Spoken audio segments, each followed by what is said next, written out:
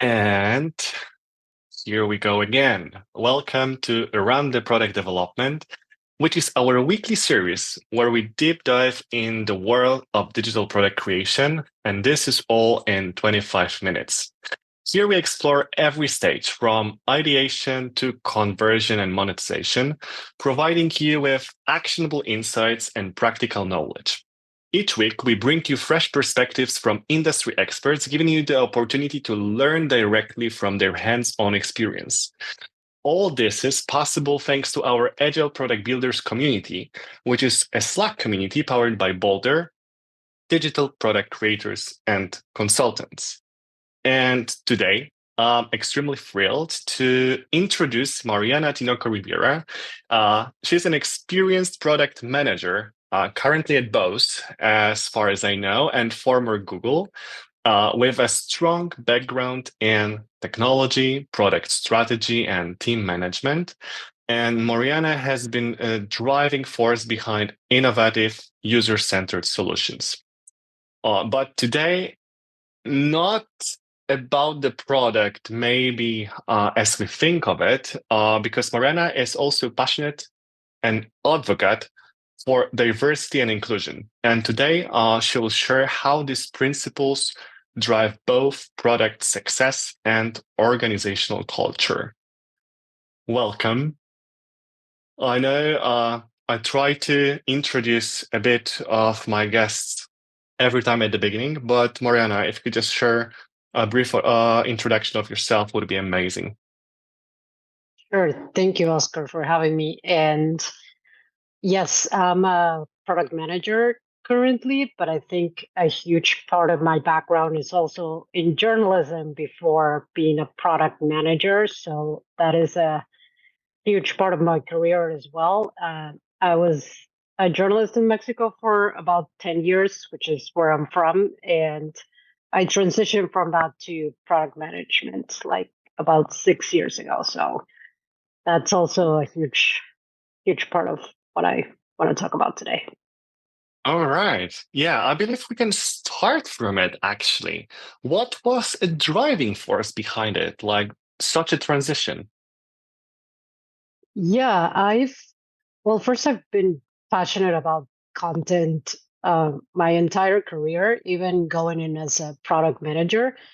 But I never thought about content in terms of technology. And when I found an opportunity at Google, which is the reason why I moved to the US in the first place, I was so attracted to the opportunity because it meant working in such a big tech company, one of the biggest in the world, of course, and having influence in how the content looks and is perceived in certain areas of the world. I immediately said yes, and it was a huge learning for me, and it was where I discovered product management. I didn't even know what it was before joining Google, so All right. that was where I transitioned and where I learned about it. Awesome. And you mentioned about the perception of the content of the product. I'm just, looking for a smooth transition about our topic today, which is a diversity and inclusion. And I would love you to ask about your initiatives in this area. But maybe before we start, could you introduce our listeners to the topic of diversity and inclusion, like as a whole? Yes, and I think there's many definitions, but I would say that diversity, equity, and inclusion is about creating environments where people from all backgrounds feel valued, feel respected, and have equal opportunities to succeed, and where they mostly feel valued in their workplace and outside of the workplace as well. Um, and most products are meant to be created in theory for diverse audiences, and teams are meant to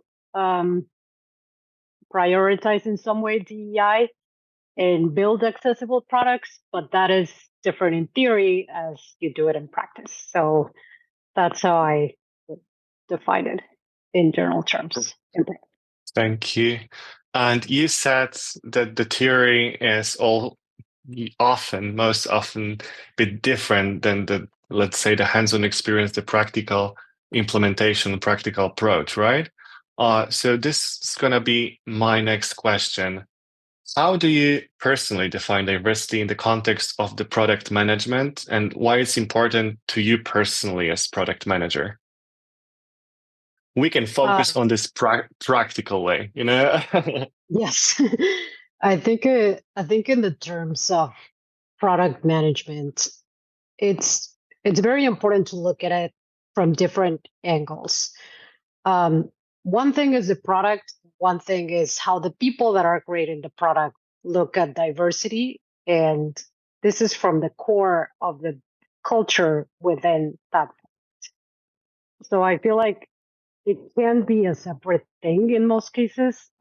It goes hand in hand with what are the people that you are hiring to build a certain product and why, um, and how does that affect what you're building and what do you care about in the audience that is going to consume that product.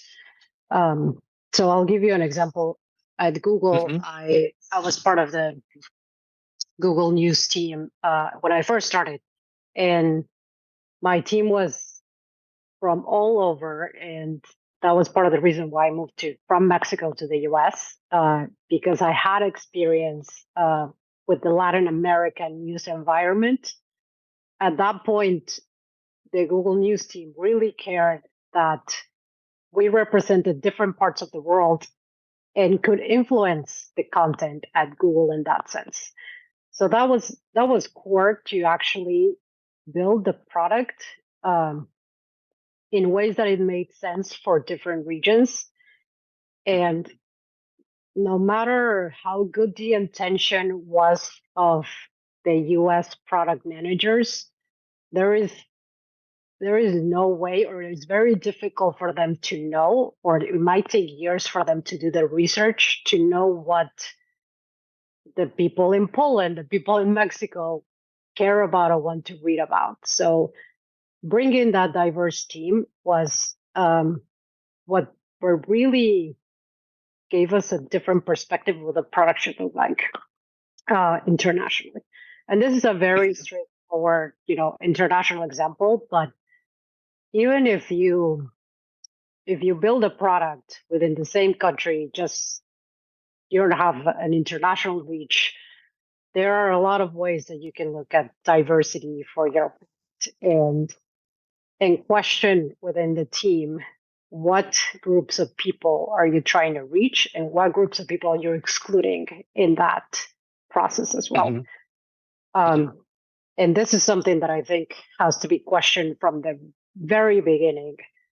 Um, Looking at those biases, looking at not just the basic demographics, but actually um, how this can be divided way further and what interviewing users in that sense, like understanding different points of view. It's something that is going to make you even look the product in a different way.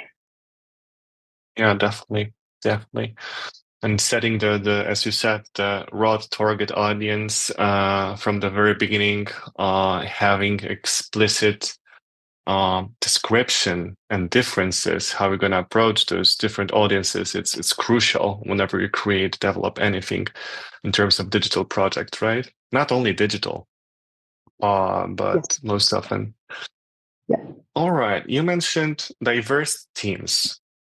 If I think about diverse teams, I think about different perspectives, different angles to approach the same challenges, right? Which usually brings innovation as well.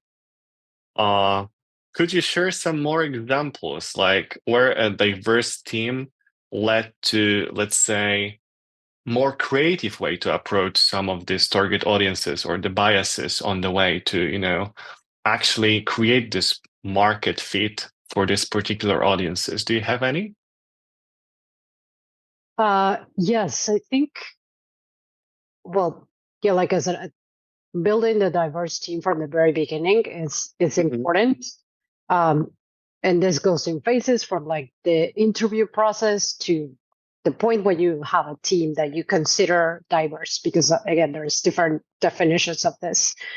Mm-hmm. But within the team, I feel like there are ways to bring diversity to the table, not just with education, with practices within your team. Um, Mm-hmm. so it's paying attention constantly to the topic, and you can do this culturally, and you can do this looking at the product as well. And I Mm-hmm. think culturally, it doesn't have to be something that someone external comes and talk about DEI, because that can be expensive for a lot of companies, and sometimes it's not possible. But Yeah. you can look at your team and actually make the team more diverse. Could mean how many men are doing the presentations in your team, how many leaders are presenting other people's ideas, um, Mm-hmm. uh, who is presenting what, and in meetings, are you giving everyone the chance to give their opinion? We all have different personalities, and people of color tend to be the quiet ones. So if we start to look at those patterns and pay attention to them, and actually um, fight those biases, that Mm-hmm. they are very hard to bring to the table, like um, microaggressions with team members are very common, and raising them can be very hard. So Mm-hmm. um, having members of the team that maybe look at this closely and raise it can be a very difficult practice, but it's something that culturally is like a muscle that I think if you start building, people feel more comfortable with it, like with everything. And and having those conversations is important, especially to bring everyone to the table, to make everyone feel included. And that's something that naturally, of course, makes people happier at work. People that are happier at work will build better products, of course. So I think I want to focus on small practices that you can do in your team, because at Google, for example, I had um, amazing education about this, and it was Uh-huh. something that leaders were pushing. But Google is a monster, and they can afford to do this. But I think looking at other companies that are smaller, there's just no way, or sometimes you comes from the best intention maybe, but it's really something that you have to intentionally look at those patterns. Mm-hmm. I hope that makes Do you sense. have? Yeah, it does. It does a lot, actually. And you said about this practical part. I would love to know if you have some like real life examples how to first recognize these patterns. And you mentioned, like, for example, how the ideas, products, or I know reviews are presented, etc. Right? But how do you enhance the team in terms of their different opinions, different perspectives? To, for Sure. example, align on something or to change it the way they work within these patterns. Do you have such a I'm just looking for some tips and tricks for the experienced product manager to share for those who actually haven't thought maybe about it yet. Yes, I think when looking at the product that you're building, I think I would look at the users way more closely with your own metrics. And I would say, like, looking at the users, you usually look at the demographics. But it's different to look at them and have a DEI specific metric when it comes to international users. Like, how are the users in Mexico looking at your product, and have you gone and interviewed them? Have you done a deep user research, or um, other types of metrics that could help you understand more how they view the product.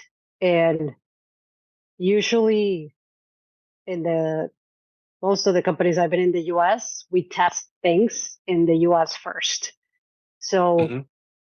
why does that always have to be the case? You might find different data once you do this with other types of audiences. So that is a practice that it depends on the product, of course, and how, you know, what type of audience do you care that Hmm. consume your product. But I think not trying different things with your metrics and looking at how language differences also come up in that is super important. And and again, this comes also from your own team and how people that are from different parts of the world or have different perspectives. I'm focusing a lot of international, but also there's a lot of minorities, of course, that we need to pay Hmm. attention to. So making sure that those people speak up and say things that can be very uncomfortable and making spaces within the team for that to happen.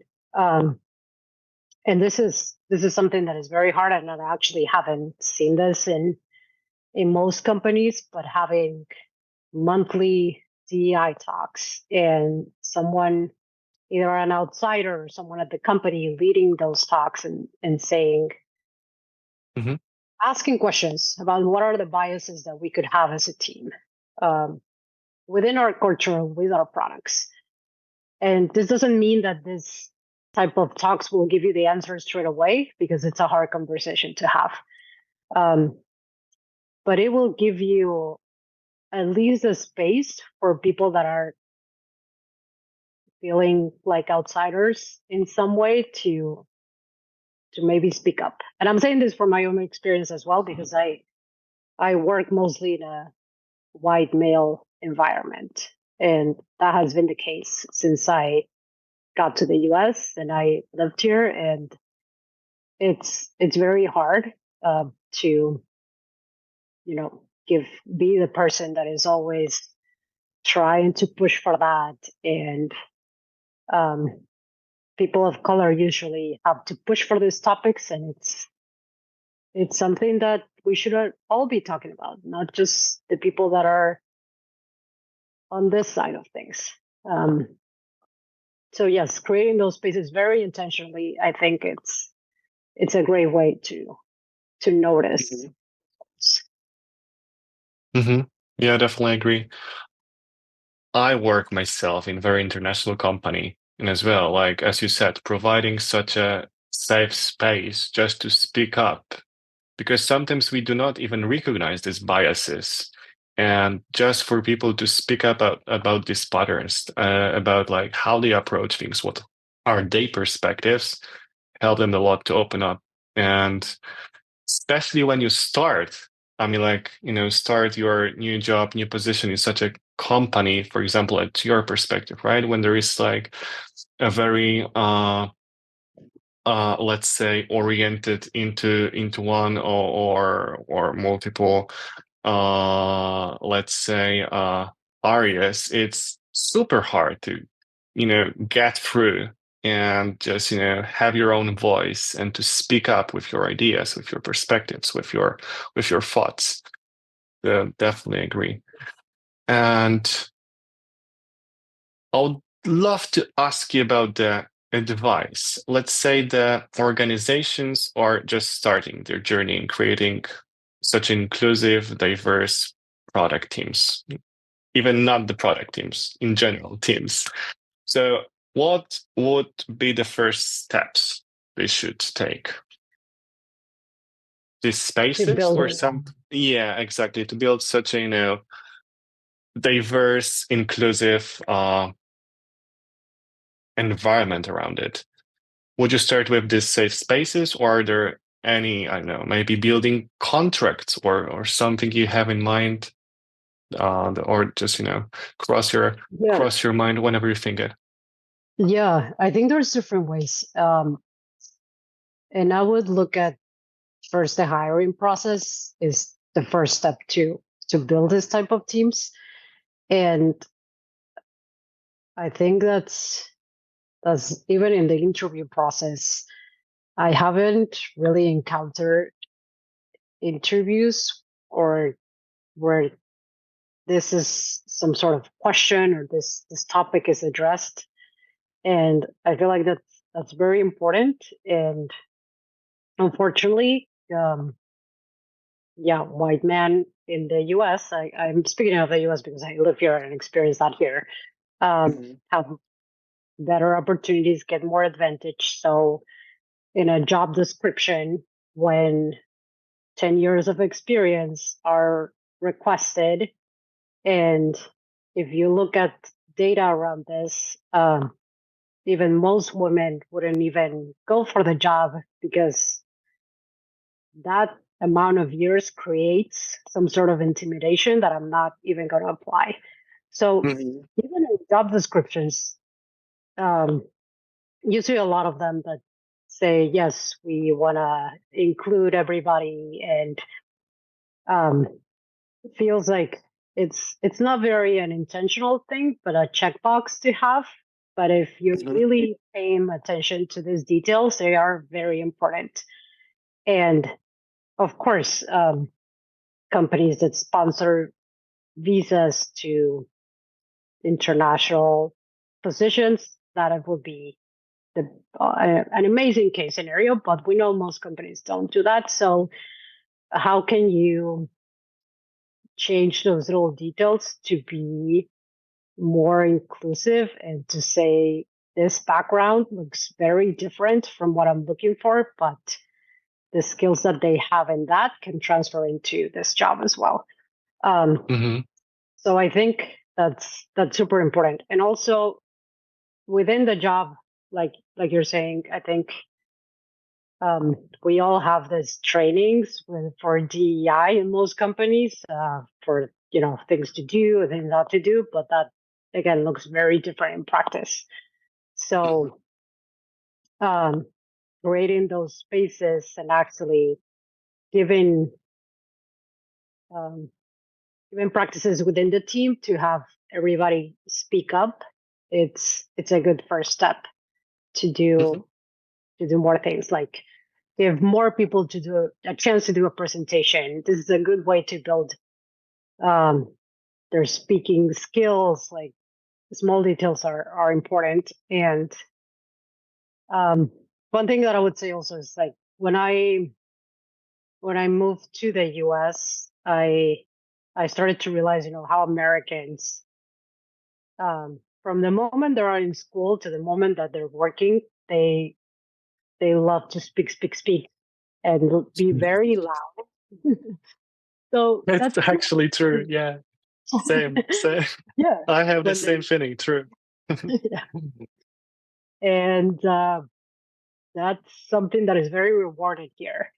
Um, so the loudest person in the room tends to be the smartest person in the room, and that's not necessarily true. So giving your team education about, well, not only people of color are going to tend to be the quietest people in the room, but also a lot of cultures teach us to listen and stay quiet. And I'm the kind of person that really thinks about something before saying it. So that doesn't mean that I don't care about the conversation, but if someone is interrupting and saying and things, those details matter. But it takes a very intentional practice, and I think someone has to look at it in that way for it to be Yeah. for real. Yeah. Couldn't agree more, actually. And we're reaching our time, but I wouldn't be a product manager as well if I didn't ask this one. How do you measure the impact of DEI? I mean, like both on product success and organizational culture. If you could just, give me two metrics for each, or generally speaking, two, let's say, baseline or benchmarks you use for this type of measurement, I would appreciate it. Yeah, and it's different for every product, right? Because not every product is meant to reach certain audiences, and that's okay. You're not meant to reach everyone. Um, I would say that user testing in very focused on DEI, it's important. And for example, I'm going to talk about headphones and colors because it's what I work on right now.